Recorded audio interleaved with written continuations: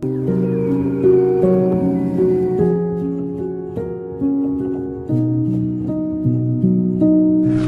after nung vlog na nilabas ko yung street prank, nagkita kami after 2 days, tapos pinaswab ko siya, tapos nakapag-usap, nag-lunch, and I helped out in my own small ways, so yun.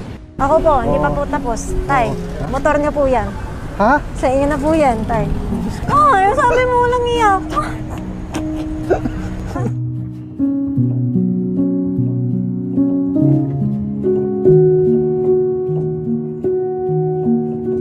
Na-realize ko sa buhay, parang no matter what you do, kung may gagawin kang maganda, may gagawin kang hindi maganda, laging may masasabi sila.